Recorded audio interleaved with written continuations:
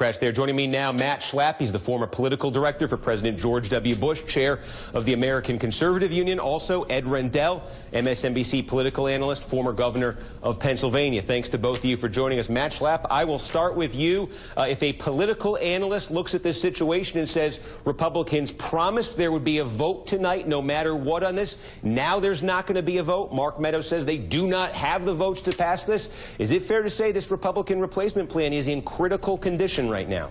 Yeah, they don't have the votes to pass it.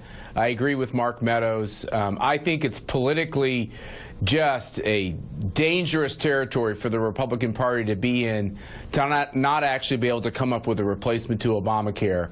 There's a lot of imperfections in this bill. I have a lot of things in this bill I do not like, but I hate even more the idea that Obamacare will remain simply because Republicans can't come together. Rendell, what do you make of what you've seen in the last hour coming out of Washington, D.C.? Well, it's a train wreck, and it's pretty hard to make it better, because if you do things for the Tea Party, to get rid of some of the things that are on the Tea Party's wish list, you're going to lose moderate Republicans. Take Philadelphia. We have 4 suburban Republican congressmen, Charlie Dent, Ryan Costello, Brian Fitzpatrick, and Pat Meehan. If they accede to the Tea Party's wishes, I don't think we can beat Charlie Dent. But the other 3 guys are history in 2018. History.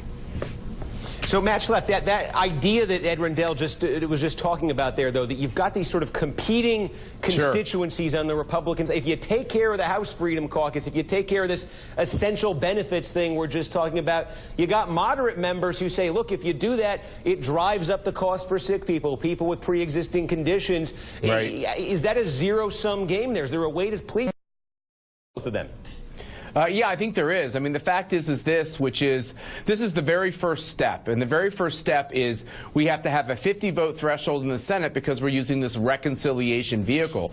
So what people have to understand is you can't get everything you want. Those essential health services will not be taken out of the law because you can't get there on the reconciliation bill. What you can do is allow greater state flexibility on some of those provisions. But the fact is this, we have to come to this very basic understanding as a party.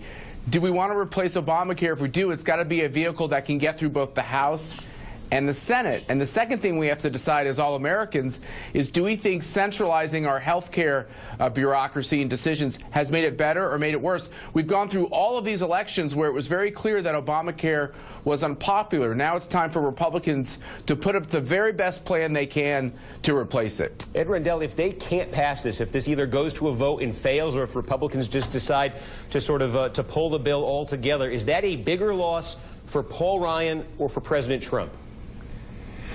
I think in the short run, probably a bigger loss for the Speaker. But, Steve, I want to say one thing about what the Republicans want to do by letting competition go across state lines.